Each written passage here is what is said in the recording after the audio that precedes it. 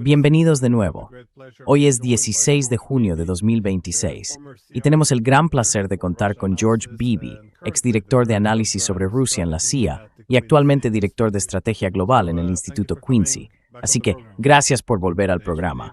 Gracias por la invitación. Quería hablar, sobre la expansión de la OTAN y las narrativas occidentales. Cómo han evolucionado con el tiempo y, en realidad, hasta qué punto hemos quedado atrapados en ellas.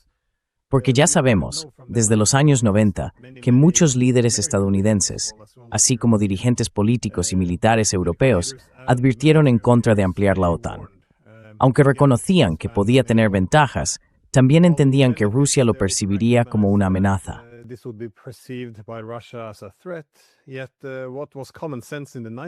Lo que en los años 90 era puro sentido común, ahora se ha vuelto algo polémico y a menudo se descarta como propaganda rusa. Y no estoy seguro de que nos hagamos ningún favor al presentar la realidad de esa manera. Pero usted, que ocupó un cargo tan alto en la CIA, cuando mira atrás a los 90, ¿cuáles diría que eran las principales preocupaciones dentro de la comunidad de inteligencia estadounidense y también de la europea en relación con la ampliación de la OTAN y el posible impacto en las relaciones con Rusia?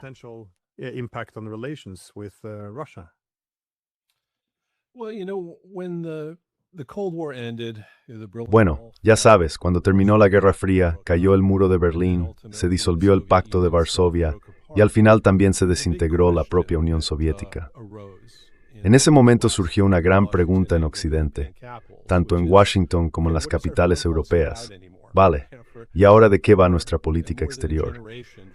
Durante más de una generación, durante la Guerra Fría, teníamos un propósito muy claro: contener a la Unión Soviética, asegurarnos de que Europa no volviera a verse envuelta en otro gran conflicto entre potencias y garantizar que los países del bloque occidental no cayeran bajo la ideología comunista ni bajo dominación soviética. Y sabíamos cómo hacerlo.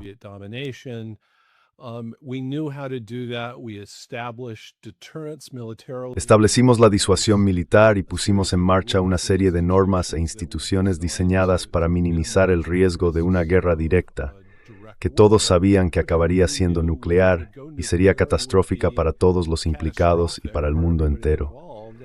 Así que sabíamos lo que hacíamos y habíamos definido cómo alcanzar los objetivos que teníamos en aquel periodo.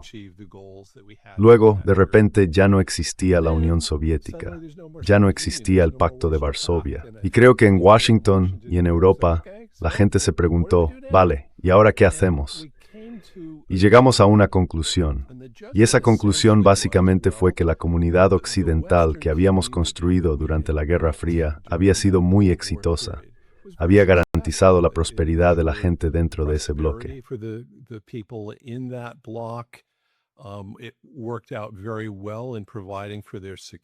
Funcionó muy bien para garantizar su seguridad, y creíamos que habíamos demostrado la superioridad de nuestra ideología con la forma en que terminó la Guerra Fría. Así que pensamos, ya que esto ha funcionado, extendamos esa comunidad occidental y convirtámosla en una comunidad mundial. Globalicemos el sistema occidental. Eso significaba incorporar a los antiguos miembros del Pacto de Varsovia y transformarlos, ayudarles a liberalizarse, a reformarse desde dentro. Y hacer lo mismo con Rusia, transformar Rusia. Podíamos rediseñarla social y políticamente para que se pareciera a Occidente. Incluso llevamos esa idea al Oriente Medio, pensando que la liberalización de los estados allí estabilizaría la región y pondría fin a la inestabilidad crónica que había sufrido durante tantas décadas.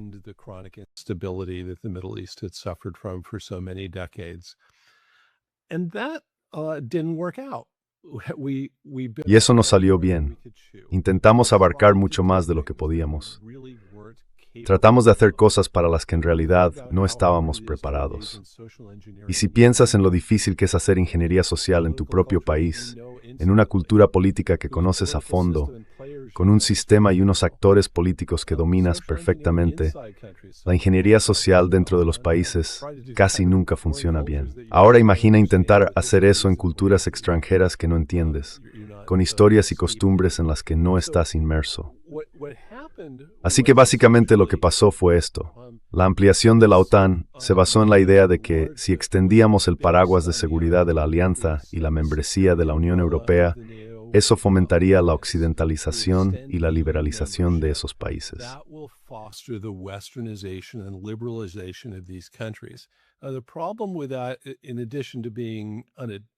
El problema con eso, además de que era inalcanzable, fue que los rusos dijeron, oye, espera, eso no es lo que nosotros imaginábamos. Pensábamos que, cuando terminara la Guerra Fría, seríamos aceptados como un igual dentro de la comunidad occidental. En cambio, lo que nos estáis ofreciendo es un papel subordinado, ser una especie de socio menor, alguien que acata las reglas en lugar de participar en crearlas junto a Estados Unidos y otros. No vemos ningún papel para nosotros en esa comunidad europea ampliada que estáis construyendo. No tenemos voz en cómo funciona. Simplemente se espera que hagamos lo que se nos diga. Y además de todo eso, se supone que debemos aceptar una presencia militar de la OTAN en nuestras fronteras.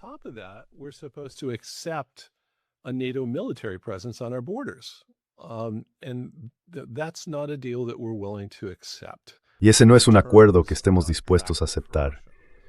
Esas condiciones no resultan atractivas para Rusia.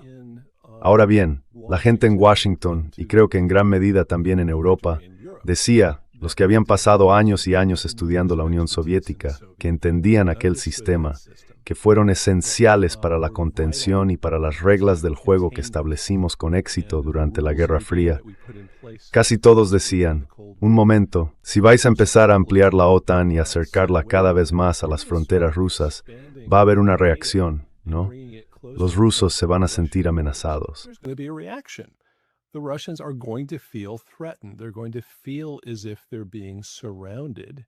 Van a sentir que los están rodeando y tratando como si fueran los otros, en lugar de verlos como parte de una Europa más amplia. Y esa reacción va a ser cada vez más intensa cuanto más se acerque la alianza de la OTAN a las fronteras rusas. Así que, a mediados de los años 90, cuando este tema se debatía en Washington, la mayoría de los expertos en Rusia de entonces decían que era una locura intentar ampliar la OTAN. Pero lo que en aquel momento se consideraba completamente impensable, hablamos de 1994, 95, 96, era la idea de ir más allá de algunos países del Pacto de Varsovia e incorporar a la OTAN elementos centrales de la antigua Unión Soviética, como Ucrania.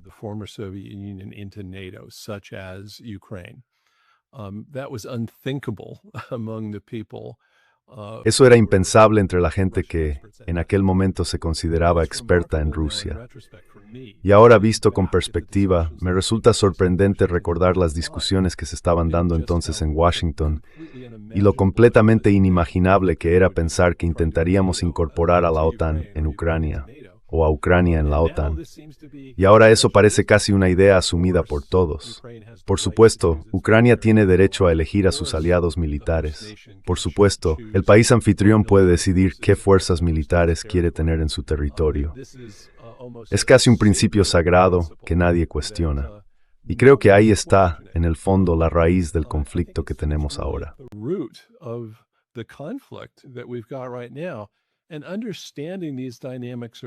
Y entender estas dinámicas es fundamental, no porque justifiquen la invasión rusa de Ucrania. No es una invasión justificable, es ilegal, no debería haber ocurrido. Y no hay duda de que fueron los rusos quienes tomaron la decisión de invadir y deben rendir cuentas por ello. Pero decir que fue completamente sin provocación, que Putin se levantó una mañana y pensó, sí, me gustaría tener Ucrania como parte de mi país, me parece ignorar la historia y las dinámicas que influyeron en esa decisión. Y si no se entienden esas dinámicas, no se va a encontrar una salida a la guerra en la que estamos ahora. Los esfuerzos por lograr la paz no tendrán éxito.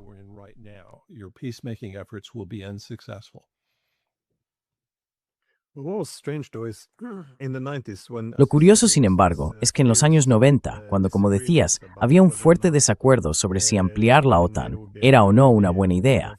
Y claro, los principales críticos eran personas como George Kennan, William Perry, James Baker, Jack Matlock, en fin, todos esos pesos pesados. Pero parecía que, una vez tomada la decisión, este tema tan polarizador, de repente, parecía que básicamente aceptaron que esa era la nueva realidad. Como si dijeran, vale, organicémonos todos en torno a la idea de que esto está ocurriendo, sin más problema. Bueno, hasta cierto punto, porque cuando llegamos a 2008 y surgió la cuestión de que la OTAN se acercara a Ucrania y Georgia, todavía había una oposición bastante fuerte. Quizá menos intensa, eso sí, pero aún presente, de parte de personas como el exdirector de la CIA, Robert Gates.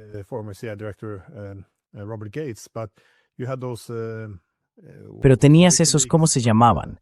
Los Wikileaks de William Burns, cuando él señaló que, si intentas meter a Ucrania en la OTAN, vamos a tener una guerra civil y probablemente una intervención rusa. Una intervención que los rusos no quieren hacer, pero que sentirían que no les queda más remedio que hacer.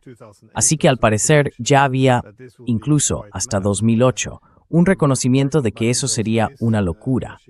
Merkel, en aquella época, se refirió a esto, diciendo que los rusos lo interpretarían como una declaración de guerra. Y 2008 no fue hace tanto, porque desde entonces hasta ahora hemos pasado a decir que, la OTAN no tiene nada que ver con esto.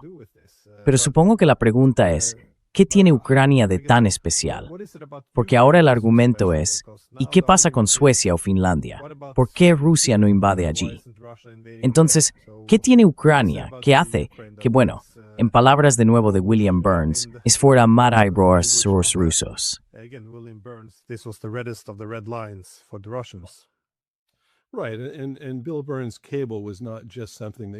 Exacto. Y el cable de Bill Burns no fue solo algo que apareció en Wikileaks. Él mismo lo publicó en su libro. De hecho, consiguió que ese cable se desclasificara y está disponible públicamente para que cualquiera lo lea. El título de ese cable era Nyet Means Nyet. Y básicamente decía, mirad, no hay nadie en todo el espectro político ruso, desde la extrema izquierda hasta la extrema derecha, que crea que la adhesión de Ucrania a la OTAN sea algo que Rusia pueda tolerar. Van a reaccionar. Y eso resultó ser totalmente cierto. Ahora, la pregunta que planteas es, ¿cómo llegamos al punto en que, aunque algunos sectores de la comunidad política occidental reconocían que esto era un desarrollo problemático, acabamos convenciéndonos de que la ampliación de la OTAN no tenía absolutamente nada que ver con ello?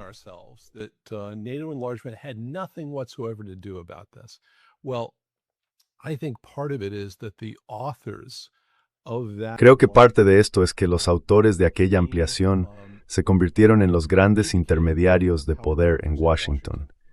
Llegaron a niveles del gobierno donde tomaban decisiones claves sobre la política exterior estadounidense.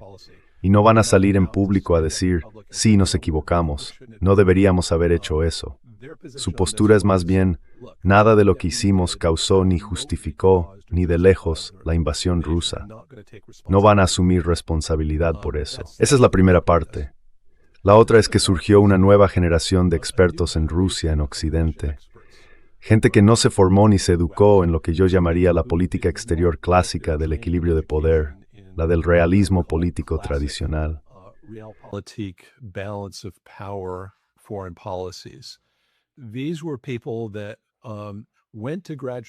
Eran personas que hicieron estudios de posgrado en una época en la que todos pensábamos que podíamos transformar esos países, que podíamos acelerar su paso del totalitarismo y el autoritarismo comunista hacia democracias liberales de mercado.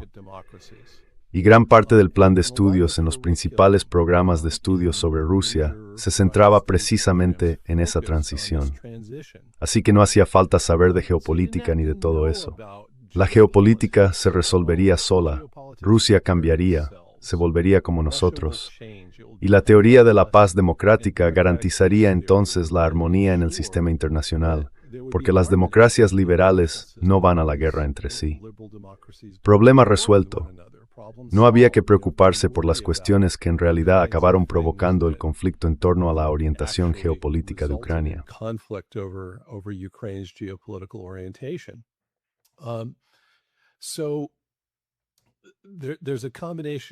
Así que hay una combinación de no querer asumir la responsabilidad de lo que ocurrió y un relevo generacional dentro de la comunidad de expertos en Rusia en Occidente. surgió un grupo de personas que, en realidad, no entendían el tipo de políticas exteriores que eran esenciales para la contención. Eran personas ideológicas, que creían que la política exterior depende casi por completo de la naturaleza del sistema interno del país con el que se trata. Para ellos, la geografía y el equilibrio de poder tenían poco que ver con el comportamiento. Así que, en resumen, no lo entendieron, y la vieja generación fue desapareciendo. La gente envejece. Henry Kissinger, George Shultz y George Kennan fallecen, y el testigo ha pasado a una comunidad de expertos que tiene un tipo de conocimiento sobre Rusia muy distinto al de antes. Y eso forma parte de todo esto.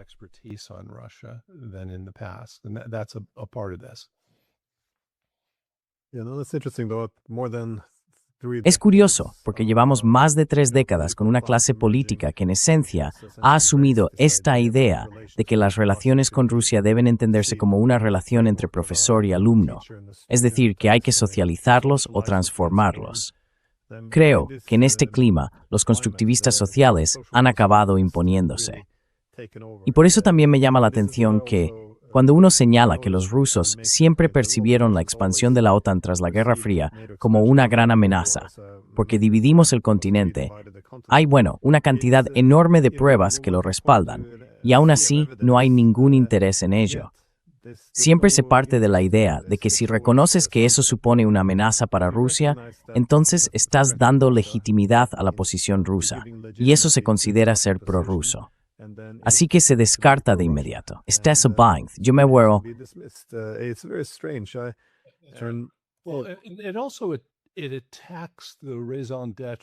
También ataca, por así decirlo, la razón de ser de Europa después de la Guerra Fría. ¿En qué se convirtió Europa? No se convirtió en un actor geopolítico. No puede serlo, porque amplió tanto su número de miembros que ha acabado paralizada. Los distintos países de la Unión Europea tienen intereses muy diferentes, sobre todo en lo que respecta a Rusia. Así que les resulta muy difícil actuar como un actor geopolítico coherente. En realidad, lo que Europa se ha convertido es en una superpotencia reguladora, empeñada en expandir sus valores y transmitirlos. Esa idea de que Europa debe dedicarse a liberalizar países fuera de su territorio y ampliar esa comunidad occidental se ha convertido en uno de los objetivos fundamentales de la Unión Europea.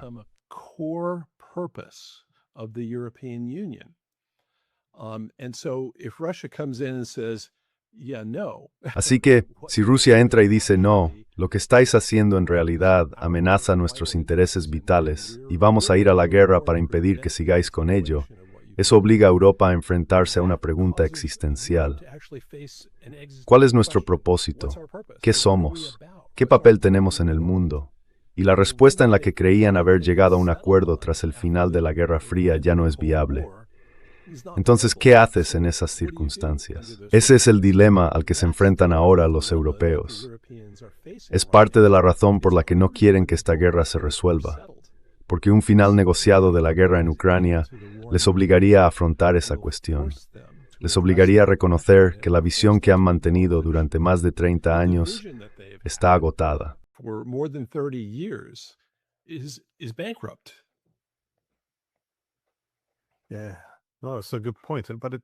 Sí, es un buen punto. Pero también creo que para los europeos es difícil adaptarse, porque claro, si reconoces que el mundo es multipolar, entonces puedes llegar a la conclusión de que ya no le interesa tanto a Estados Unidos dedicar tantos recursos a Europa, porque eso, en el fondo, desvía recursos de regiones más importantes y además empuja a Rusia hacia China. Pero fíjate, aquí en este país llegué a ver incluso un artículo en el periódico que decía que no deberíamos afirmar que el mundo es multipolar. Y de nuevo, eso viene de los constructivistas sociales, porque si decimos que es multipolar, estamos reconociendo que Rusia es una potencia polar, y con eso le damos legitimidad a Putin.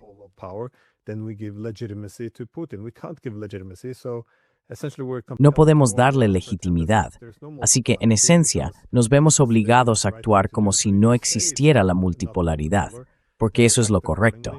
Entonces, si decimos que no es multipolar, actuamos en consecuencia, y así no sería multipolar. Es muy difícil moverse en un entorno intelectual así. Pero ¿cuáles dirías que son los principales malentendidos, no solo en Europa, sino también en todo Occidente, sobre cómo Rusia interpretó los acontecimientos en Ucrania después de 2014, es decir, tras la caída de Yanukovych? After Yanukovych was toppled. Well, I think Russia's view of events Bueno, in creo que la visión que tiene Rusia sobre lo que ocurre en Ucrania no surgió de la noche a la mañana. No fue un solo acontecimiento el que provocó todo esto. Pienso que la postura de Rusia tiene sus raíces en realidad desde el principio mismo de la ampliación de la OTAN, cuando estábamos incorporando a la República Checa, Polonia y Hungría a la alianza.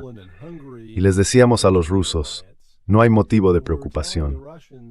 La OTAN es una alianza defensiva, en primer lugar, así que no supone una amenaza para vosotros. En segundo lugar, todos estos países al entrar en la OTAN se sentirán más seguros, más confiados y podrán tratar con Rusia con más seguridad, con mucha menos hostilidad, porque no sentirán miedo. No se sentirán amenazados por Rusia. Tendréis mejores relaciones con ellos. threatened by Russia, you'll have better relations with them.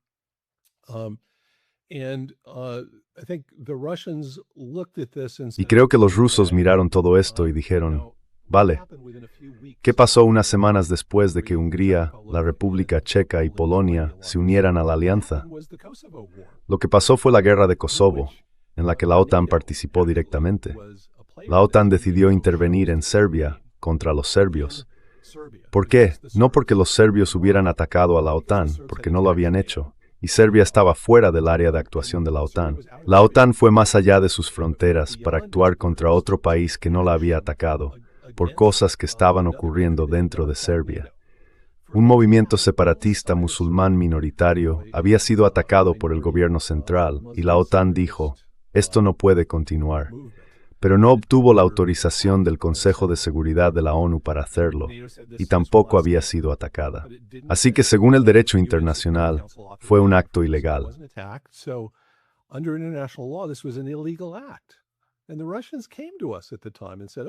Y en aquel momento, los rusos vinieron a nosotros y dijeron, vale, nos habéis dicho que la OTAN es defensiva. Nos habéis dicho que no tenemos que preocuparnos de que la OTAN ataque a Rusia. ¿Cuál es la garantía de que la OTAN no haría algo así dentro de Rusia? Por ejemplo, en represalia por lo que Moscú está haciendo en Chechenia, ya sabes, el conflicto separatista musulmán. Y la respuesta que les dimos entonces fue, bueno, por supuesto que no haríamos eso en Rusia. Rusia tiene armas nucleares.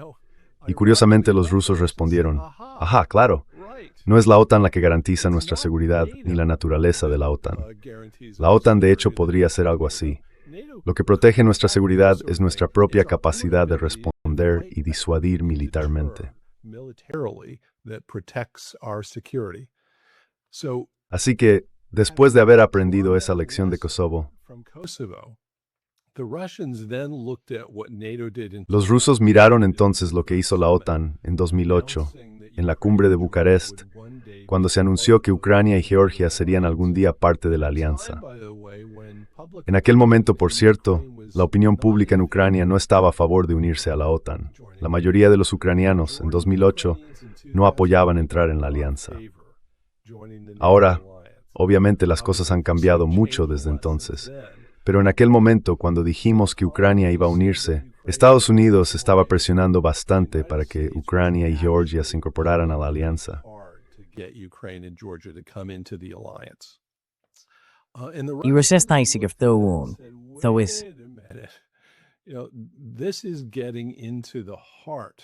Verás, esto entra en el corazón de las zonas geopolíticamente más sensibles de Rusia. Rusia ha sido invadida muchas veces desde el oeste. ¿Por dónde?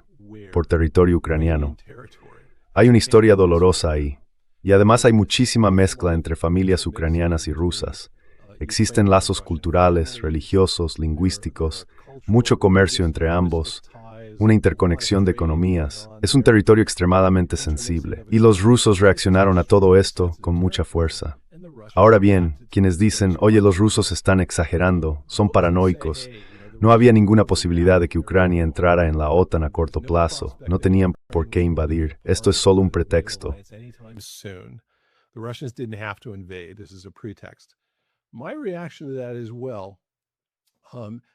Mi reacción a eso es que, bueno, no hay duda de que Ucrania no estaba a punto de unirse formalmente a la alianza, pero Ucrania se estaba otanizando.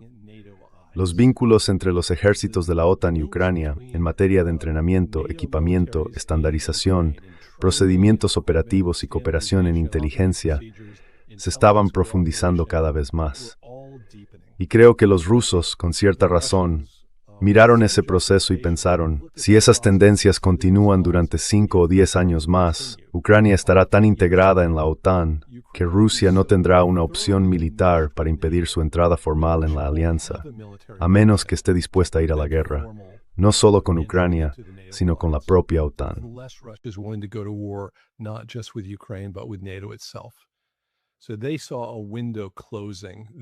Así que vieron que se les estaba cerrando una ventana, lo que significaba que o bien tendrían que aceptar que Ucrania acabara formando parte de la alianza, o tendrían que ir a la guerra con la propia OTAN.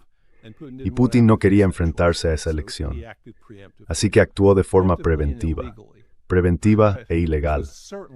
Pero desde luego no es cierto que no hubiera ninguna otra causa más allá de los deseos imperialistas de Putin. Creo que la situación es muy más compleja que eso.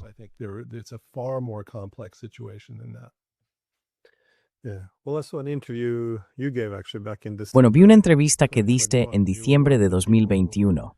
En ella tú fuiste una de las personas que dijo que a medida que la OTAN se afianzaba cada vez más en Ucrania, los rusos estaban llegando a la conclusión de que era básicamente ahora o nunca para tomar acción militar. Y eso fue de hecho unos 2 meses antes de la invasión rusa. Debería haber sido una advertencia clara, basada en pruebas sólidas. Pero tengo que decirte que en Europa, entre los constructivistas sociales, la gente que ve el mundo con la idea de transformarlo, habrían interpretado ese tipo de advertencia como algo que socavaba lo que representa la OTAN. Es decir, no hablamos de que sea una amenaza, porque si lo hacemos, legitimamos que se la vea como tal.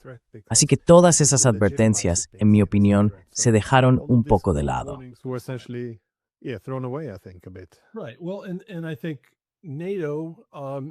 Exacto. Bueno, yo creo que la OTAN y Europa en general consideraban la política de puertas abiertas como algo fundamental. No era solo una cuestión técnica. No era simplemente algo incluido en el Tratado de Washington que permitía a la alianza incorporar nuevos miembros. En realidad, se veía como algo vital para la propia supervivencia de la OTAN. Y si miramos atrás, en los años 90, cuando se empezó a debatir este tema, la gente usaba abiertamente una analogía. Si la OTAN no se expande, morirá. Es un poco como un tiburón. Si no avanza, no puede hacer pasar el aire por las branquias y, literalmente, muere. Creo que esa convicción, la idea de que la OTAN que seguir ampliándose es considerar esencial para su propósito y para su supervivencia.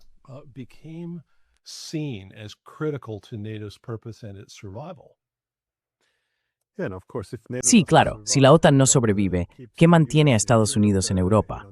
Ya sabes, todo el orden mundial se ha construido sobre eso. Pero por supuesto, es una receta problemática para la estabilidad. La idea de que esa receta dependa del mayor bloque militar del mundo, creado contra Rusia, y que ese bloque se acerque cada vez más a las fronteras rusas, esperando que Rusia lo acepte, como si eso fuera a generar estabilidad, es como mínimo cuestionable. De todos modos, desde 2022, cuando los rusos invadieron, hemos visto una escalada constante. Para mí, uno de los momentos más críticos fue el año pasado. No solo los ataques contra los sistemas de alerta temprana de un posible ataque nuclear a Rusia, sino también contra sus capacidades de represalia nuclear, es decir, sus bombarderos. Y desde entonces, al menos por la retórica que escucho desde Moscú, parece que el Kremlin está bajo una presión cada vez mayor para responder a medida que perciben que la OTAN sigue subiendo en esa escalada.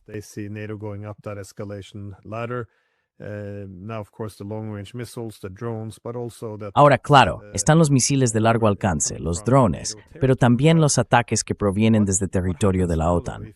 Pero, ¿qué pasa ahora sí? La suposición es que Rusia no se atrevería a atacar.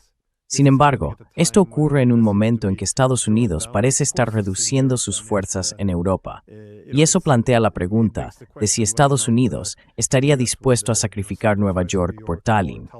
Pero, ¿qué ocurriría al día siguiente si Rusia respondiera atacando algunas fábricas alemanas, centros logísticos o incluso Letonia? Porque hablé hace poco con el profesor Mearsheimer, que decía que duda seriamente de que Estados Unidos esté dispuesto a luchar y morir por los países bálticos. Pero si no lo hace, eso sería el fin de la OTAN, ¿no? Quiero decir, lo que te quita el sueño, supongo, es eso, ¿verdad? What's keeping you up at night? I guess is what I'm asking. Well, I think this is an extremely dangerous situation. Bueno, creo que esta es una situación extremadamente peligrosa porque estamos en un contexto en el que los ucranianos en realidad querrían que la OTAN se implicara directamente en esta guerra contra Rusia. Es su mejor opción para poder imponerse de alguna manera en el campo de batalla. En un enfrentamiento directo, Rusia contra Ucrania, Ucrania tiene enormes desventajas. Cuanto más se involucre la OTAN, más se reducen esas ventajas rusas. Y el mejor escenario posible para Ucrania sería que las fuerzas de la OTAN combatieran directamente contra Rusia. Así que les encantaría provocar algún tipo de incidente que arrastre a la OTAN a una confrontación militar con Rusia. Los rusos lo saben, o al menos Putin entiende muy bien el juego que se está jugando aquí. The Russians know this. At least, Putin understands very well the game that's being played here. He knows he's being baited into. Sabe que le están provocando para que reaccione de forma exagerada. Entiende las consecuencias de involucrarse en una confrontación directa con la OTAN y no quiere llegar a ese punto. Creo que está intentando ser muy prudente. El problema es que las provocaciones son cada vez más graves. Y mencionaste atacar una de las patas de la tríada nuclear rusa. Eso es algo extremadamente provocador. Golpea en el corazón mismo de la capacidad nuclear de represalia de Rusia. Poner la otra mejilla es algo muy peligroso, porque da a Europa, a Ucrania y a Estados Unidos la impresión de que Rusia simplemente no va a responder, que pueden hacer lo que quieran, y los rusos se limitarán a apretar los dientes y aguantar.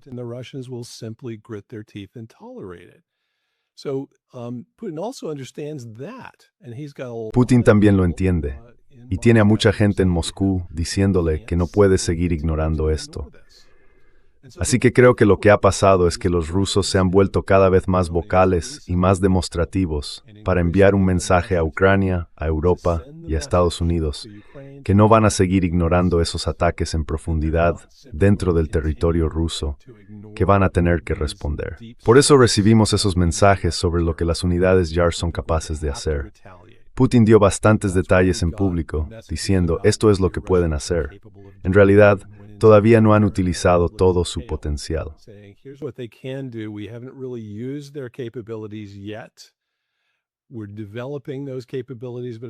Estamos desarrollando esas capacidades, pero en algún momento puede que tengamos que usarlas. Creo que por eso el Servicio de Inteligencia Exterior de Rusia lanzó una advertencia tan contundente sobre la implicación de Letonia en estos ataques con drones contra Rusia y amenazó de forma explícita con atacar instalaciones letonas que participaran en esos ataques.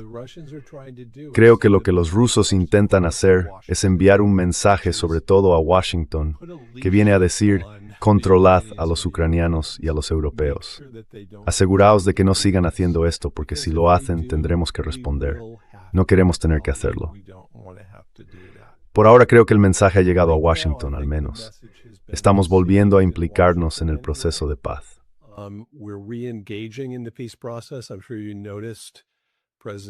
Estoy seguro de que te diste cuenta de que el presidente Trump dijo públicamente y de forma muy clara que ahora que estamos dejando atrás a Irán, quiere centrarse más en el proceso de paz en Ucrania. Así que estamos reactivando nuestra implicación allí. Se ha anunciado que Steve Witkoff y Jared Kushner van a viajar a Moscú. Creo que todo eso es positivo. Aumenta la probabilidad de que Estados Unidos pueda gestionar este tipo de problema. Pero lo último que querrías tener que hacer si trabajas en el Consejo de Seguridad Nacional es enviar un informe hacia arriba diciendo, señor presidente, los rusos han atacado territorio de la OTAN y Letonia, o el país que sea, ha invocado el artículo 5. En ese caso, nos veríamos obligados a tomar una decisión. Do we, in fact, ¿De verdad iríamos a la guerra con Rusia por esto, para defender a nuestro aliado de la OTAN y demostrar que el artículo 5 sigue vigente? ¿O le diríamos a los letones o a quien sea, qué mala suerte, no deberíais haber provocado al oso, buena suerte, pero este es vuestro problema, no el nuestro? Esa es una decisión muy dolorosa. En el fondo estás eligiendo entre una guerra con Rusia, que podría volverse nuclear, o vaciar de contenido a la propia alianza de la OTAN. Es una decisión terrible de tener que tomar. Por eso creo que es claramente del interés de Estados Unidos implicarse diplomáticamente, poner fin a esta guerra y evitar tener que enfrentarse jamás a una decisión así. Porque sinceramente no sé cómo acabaría. Y cualquiera que diga que lo sabe probablemente tiene demasiada confianza. Es una decisión muy dolorosa.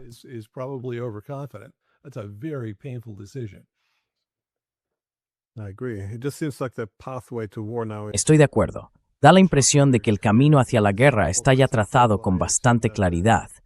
Es decir, por ejemplo, supongo que los ataques con drones contra Rusia a través del territorio báltico, supongo que, por ejemplo, los alemanes pueden tener algo que ver en eso. Y ahora que hemos escuchado esta advertencia tan seria de que los rusos podrían responder contra los estados bálticos, vimos esa declaración del jefe de las Fuerzas Armadas alemanas diciendo que si Rusia ataca a los estados bálticos, entonces golpearán Kaliningrado o incluso Moscú o algo por el estilo. Quiero decir, si eso es así, si los alemanes bombardean Kaliningrado con su 1.000.000 de habitantes, no cuesta mucho imaginar cuántos pasos faltarían para una represalia nuclear por parte de Rusia. Vamos, creo que sus documentos legales lo autorizarían en un segundo.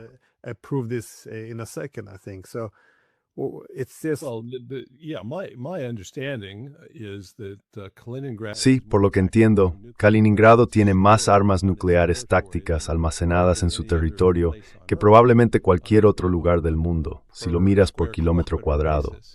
Si atacas Kaliningrado, cruzas automáticamente el umbral nuclear. En ese momento ya estás metido en una guerra nuclear. Así que estamos muy cerca de una situación de ese tipo ahora mismo. Pero lo irónico de todo esto es que mucha gente en Occidente ha perdido el miedo a la guerra nuclear. Y eso es un problema. El miedo a una guerra nuclear tiene un efecto disuasorio en ambos lados. Aporta una cierta sobriedad a las decisiones, algo que se pierde si uno piensa de verdad que, eso simplemente no puede pasar.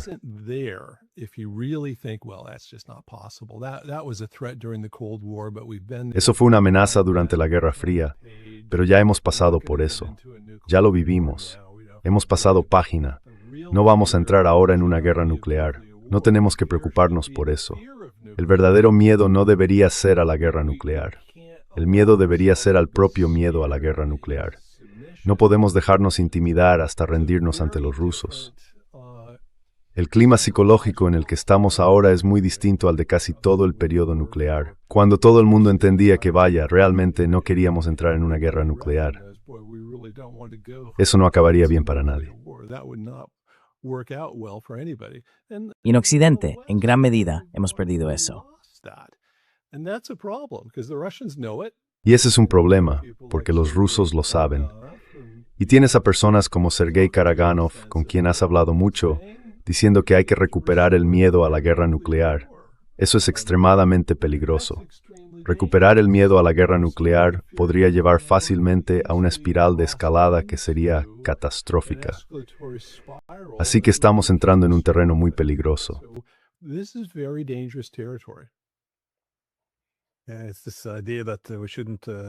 Es esta idea de que no deberíamos, para esta gente, los ideólogos, la disuasión nuclear se convierte en chantaje nuclear. Y eso no lo podemos aceptar. En esencia, están descartando todo el principio de la disuasión nuclear, lo que pone el mundo entero patas arriba. Pero aquí está el asunto. Cuando hablan de lo débil que está Kaliningrado, de que está rodeado por tropas de la OTAN, y lo dicen con cierta satisfacción, eso no es precisamente bueno. No quieres que, como decías, el lugar con más armas nucleares del planeta se sienta expuesto y vulnerable. Y ya sabes, pasa lo mismo con esas noticias que veo cada día sobre los ataques a la refinería de Moscú o en el interior de Rusia. Los titulares, igual que los políticos, siempre lo presentan como, mira qué humillado está Putin. frame it as, oh, look how humiliated Putin is. But again, why would this be a goal when you have Pero de nuevo, which is ¿por qué pushing sería back on ese el the objetivo US, cuando tienes a time to, Putin, you know, que está frenando a los halcones que dicen, es hora de volver a convertir el poder occidental en nuestras armas nucleares?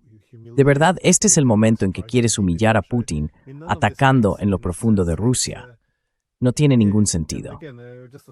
Y otra vez, como última pregunta, ¿cómo interpretas ahora las narrativas? Porque parece que estamos entrando o volviendo a la idea de que Ucrania está ganando, que Ucrania está ganando. No sé si en Estados Unidos es igual, pero en Europa ahora se da por hecho que sí, que Ucrania cambió el rumbo y que está ganando.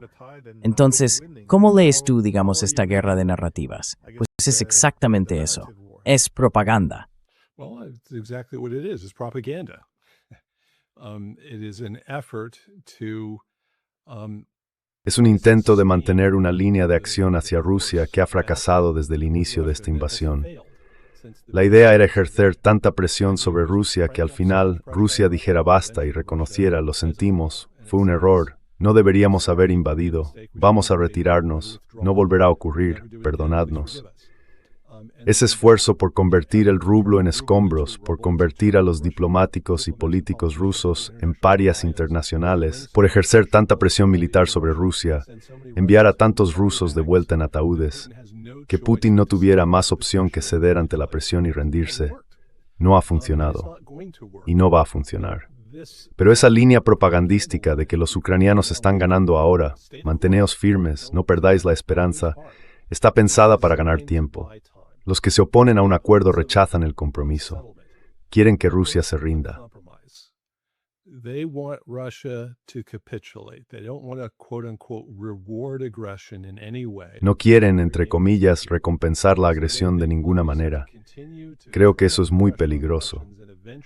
Así que piensan que lo que hay que hacer es seguir aumentando la presión sobre los rusos y que al final cederán ante esa presión. Que no tendremos que ceder nada en un acuerdo, que no habrá que hacer concesiones y que podremos terminar esta guerra en nuestros propios términos. Pero eso es una fantasía. Ya se ha demostrado que es una fantasía. Y Konstantinovka está a punto de caer. Creo que eso va a desmontar la idea de que los ucranianos han cambiado el rumbo de esta guerra. Y tendremos que afrontar la realidad. Si la guerra va a terminar, tendrá que hacerlo con un compromiso en el que los rusos cedan cosas importantes y también lo hagan Occidente y Ucrania. No hay otra forma de que esta guerra acabe, salvo que escale aún más o que Ucrania colapse como Estado funcional.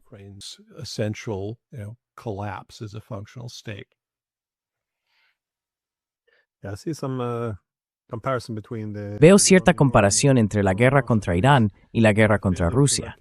Es decir, el hecho de no reconocer que el adversario percibe esto como una amenaza existencial. Pero claro, no podemos hacerlo, porque va en contra del relato sobre lo que trata la guerra. Al no aceptar que ellos lo ven como una amenaza existencial, y con razón, no podemos entender cuánto dolor están dispuestos a soportar, ni por qué la rendición no es una opción. Escucho esos mismos eslóganes aquí en Europa. Bueno, si Rusia se va de Ucrania, la guerra se acaba. Pero en Moscú no lo ven así. Si se van de Ucrania, la OTAN entra en Ucrania. Y eso para ellos es existencial y no puede ocurrir bajo ninguna circunstancia. Pero, de nuevo, no podemos hablar de eso porque va en contra del relato. Así que creo que estamos viviendo un momento muy extraño en la política, en todo Occidente. En fin, ¿tiene algún comentario final antes que terminemos? No. Do you have any final thoughts before we wrap up? Well, you know, my optimism about whether we can get a compromise settlement. Bueno, ya sabes, mi optimismo sobre si podemos lograr un acuerdo de compromiso ha ido subiendo y bajando con el tiempo. Después de que estallara el conflicto entre Israel, Estados Unidos e Irán, me volví muy pesimista por los efectos negativos que eso tuvo en las perspectivas de paz en Ucrania. El hecho de que Estados Unidos e Irán parezcan avanzar en ese memorando de entendimiento nos da una base para un posible compromiso que ponga fin al conflicto con Irán. Eso es una señal esperanzadora. Significa que las perspectivas de negociación sobre Ucrania parecen un poco más favorables que hace unas semanas. Así que, al menos por ahora, hay algún motivo para el optimismo. That's at least some cause for optimism right now. Well, I think the diplomacy on the American side would be Bueno, creo que la diplomacia por parte de Estados Unidos va a ser complicada, porque no solo tienen que llegar a un acuerdo con Rusia, sino también conseguir que Zelensky acepte algo y, por supuesto, lograr que los europeos piensen al menos en el mundo tal como es, no como desearían que fuera. in the world as it is, not how they wish it was. That's right. This is really Así es. Esto es, en realidad, una batalla entre la administración Trump y el llamado Estado Profundo. Y ese Estado Profundo no está solo en Washington. Tiene vínculos muy fuertes con el Estado Profundo, por así decirlo, en Europa. No quieren que este acuerdo salga adelante. Así que la pregunta es, ¿podrá él superar esa resistencia? Ya lo veremos. Creo que las próximas semanas va a haber mucho movimiento en este tema. La tendremos una más clara de cuánto se puede avanzar. Bueno, cuando eso ocurra, espero que vuelvas al programa. Así que, muchas gracias por dedicarme tu tiempo. Gracias. Adiós.